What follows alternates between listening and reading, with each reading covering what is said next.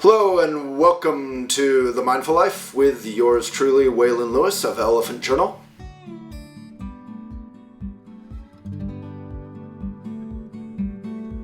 Start with a good posture. Relax that good posture. Take a good breath. Let go of whatever's going on. Unless you're driving, hold on to that wheel and give it away. Unless you're driving, in which case, keep holding on to that wheel. I'd like to thank our sponsor, first of all, Pellicase, compostable phone case, and more. Check them out. We don't like plastic. Pellicase. So, today I want to talk about growing old, elderly, but mostly about aging, the good and the bad of aging. Historically, at least in China, most famously, the elderly were revered and respected. These days, we think the young people are revered and respected more. Young people sort of, the MTV culture of the 90s and O's. But really that's sort of faded, I feel like, into this sort of, not even celebrity culture, but influencer culture. Influencers are revered and respected more than young people, who are often dissed, millennials, or old people who are often forgotten and kind of pushed away or denigrated by our beauty standards. So, basically, if you're young or old or aging, you're not that respected. So that's everybody, right? You're either young right now and you're aging, or you're old and you're aging, or you're middle-aged and you're aging. You're not respected unless you're kind of famous, unless you're having your 15 minutes of fame. So the reason I say that is because we were just talking about people getting lip injections and such, and how a lot of that seems to be coming out of this sort of Kardashian culture, if you can call it culture. Right now there's this sort of fascination for trying to look young, but it's not really, I don't see any kids walking around with lip injections. So lip injections are just sort of this weird purgatory between old and young, where you're trying to look young, but you look like a middle-aged person or a youngish person or an old person trying to look young. You don't really actually look young. You can't really look young unless you're young. News at 11. So Buddhism, big surprise, typical, talks about letting go and just embracing where you're at. And I'm going to read a little bit about that because hopefully it's eloquent and more eloquent than I can be, and then come back to discussion around the positive sides of aging, which we have no choice about, by the way, and the negative sides about aging that we can avoid a little bit. So there's a beautiful quote I love that says, it's by the Buddha, Mr. Buddha. He says, "At death, a person abandons what he or she construes as mine." I added the or she, by the way. And I think we could edit that, actually, if I could be so bold to say, throughout the process of aging, throughout our lives, we abandon what we construe as mine. So, for all my life, I looked a certain way. I was young, blah, blah, blah. But from like 18 through 35, I looked more or less like Waylon. That's what I thought Waylon looked like. Waylon had a big bouffant, like, hair thing, like Elvis and whatever. Now my hair is thinner, it's flatter, it's less there. I have more wrinkles. I have little like spots, not just freckles, but I have like little spots on my arms. My knee hurts sometimes, once in a while. Not when it rains, but when I'm jogging a lot. My toes are all pointed and compressed together because I've been wearing, wingtips and cowboy shoes and all that kind of stuff, cowboy boots, all my life. So now I'm literally right now wearing these Correctos, who are not a sponsor, by the way, Correctos for old people. On to space my toes back out because I want to be able to run the Boulder a 10K without having my big toe squeezing into my other toe and creating a bloody blister, which is what just happened. I think I'm getting a couple gray hairs, not too many yet. You get the idea. I've had an injury, a really bad injury from surfing, and I've recovered mostly from that.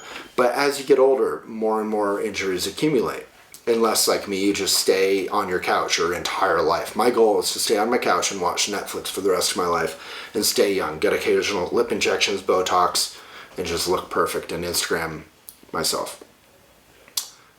So, anyway, not really, obviously. Coming back to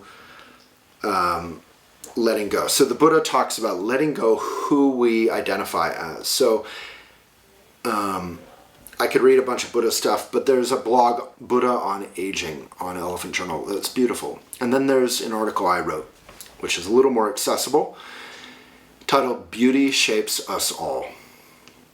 And it starts with 3 inspiring quotes about aging. When grace is joined with wrinkles, it is adorable. There is an unspeakable dawn in happy old age. Victor Hugo. Number 2, wrinkles should merely indicate where smiles have been. Mark Twain. And that might be cute, but it's also sort of profound. Wrinkles are formed through habits of however we express ourselves. With mirth and laughter let old wrinkles come. William Shakespeare. Growing old. I wrote this 7 years ago, ironically. Growing old. I'm 37, not old but not young. I have many small scars that only I see and 3 that everyone can see. And I have many new wrinkles this year alone and thinning hair and weakening eyes. Thanks, internets. Nobody gets out of life alive, he used to say. But I'll wear big sharp black or tortoiseshell glasses and look smart finally. And I'll wrinkle more and look like a poor man's McQueen. And I'll miss my hair, but begin to look finally as if I'm mature. I'll know better. Aging happens to the best of us. Aging is beautiful if the emotions that feed into our wrinkles are true and unobstructed by self-deception. Pain, sadness, joy, a humor about oneself, honest wrinkles tell true stories that perfect plastic hides. Beware the urge to hide, for we smother ourselves. I admit that I often recoil in horror at the idea of being married to an old person. For that's what happens when we get married. We all age, and before we know it, our lover is elderly, and so are we, of course. But then once in a while I see an old woman who is active, her back unbent, her eyes bright, her white hair uncut, her day alive, and I say, wow, she's beautiful, without condition. For our task here is to practice loving our wrinkles, loving our hair loss, love our aging. We must be among those who do not fight death, but who still embrace life, and do not give into it easily. And then our life and wisdom may unfurl like an epic, and we may become more beautiful with age. And that's aging gracefully. So I think, I'm 44. I'm still young in a lot of ways. I can play basketball, I can climb, I can bike, I can do whatever I want physically. But injuries do start accumulating. And injuries are not aging, but they do accumulate with age, with time. A lot of people say, yeah, I'm getting old, blah, blah, blah. Like back in Vermont, I remember, 40-year-olds would look like old people half the time. There was a different culture. It was a different time. That was like the 90s mostly for me. Now there's more of a culture, at least in Boulder, Colorado, where I live, of being active and being fit. And you see at the climbing gym yesterday, there was a 60-something-year-old climbing. He's more fit, which is frankly irritating, than I've ever been. And he looked pretty happy and cool. And he was hanging out with the cool kids who were like 40 years younger than him. And he wasn't trying to fit in. He wasn't trying to socialize with them. He was just hanging out and having a good time. And, trading tips. And I loved seeing that. And I also see that I can think of, neighbors of mine or gardeners or, they're just cheerful. They're alive. There's positive things that happen with aging, which we overlook and we forget about because we're not reminded about that as a culture. So hopefully this can help stem that sort of unhealthy tide of culture a little bit, just even 0.001%, which is that with death, we have less claim to life. So we have more claim to the present moment. Every single day becomes an exercise in, what's the opposite of infinite? Of finiteness. We say, wow, we're alive today. Bless that privilege. Let's enjoy this meal. Let's enjoy this conversation. Let's not watch a stupid movie just because I'm bored and it's on. Let's only watch movies that are worthwhile. Let's only watch books that are worthwhile. Let's travel and know that we'll never be in Paris or Amsterdam or whatever it is again. Maybe we will, maybe we won't. We don't know. So you just fully do it. And when we're young, we have the luxury of wasting time. I mean, I've wasted so much time in my life. And I'm a pretty, kind of with it kind of guy doing a lot of stuff. But busyness can waste time. Busyness can be laziness, as we've written about on Elephant Journal. Busyness can be failing to stop and smell the roses, right? Failing to slow down and just simply be present and do one thing. Busyness can be multitasking all the time, so you never fully are present for any one thing. That's the luxury of youth, is that we can burn that youth. That's literally, I think, half the attraction of young people to smoking cigarettes. Is when you're young and you're beautiful and you're all that, you almost want to like kind of mess it up a little bit, just to be a little bit badass and kind of, punk or hipster or whatever. And smoking a cigarette is such a great way to say F you to your beauty and your age, your youth. So obviously youth, old age, both have their merits and their downsides. I think the main thrust here is not to say old or young is better or worse. I think both are equal. I think a culture would embrace both, as well as middle age. I think the only downside is when we start trying to, as one of Deepak Chopra's books says, stay young forever. That's sick. That's weird. That's totally understandable. We all feel like that. If I could have my cool hair back, I would do that in a second, I think about that. I think about that in terms of empathy. When I look at people, like I just saw a young woman yesterday who was a wife of a good friend of mine, and she had a whole new lip situation going on, and it was kind of weird and horrifying to look at this young person with kind of old person plastic surgery lips on. And the best counter to being judgmental about something like that is to think, well, what area would I like to fix in my aging self? And then you're like, yeah, okay, well, I go through that too.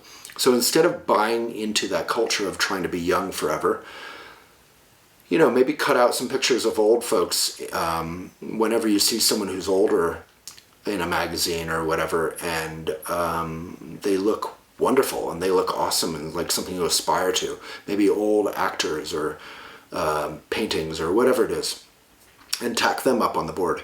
I know that for myself, I find old women and old men really attractive and really charming when they have cool wrinkles. We've all seen these photos of like nomads who have been in the sun their entire life, whether in Africa or Tibet. It can be any culture, farmers in Iowa. And their whole face is one big 80,000 million wrinkles. And it's somehow really magnetizing.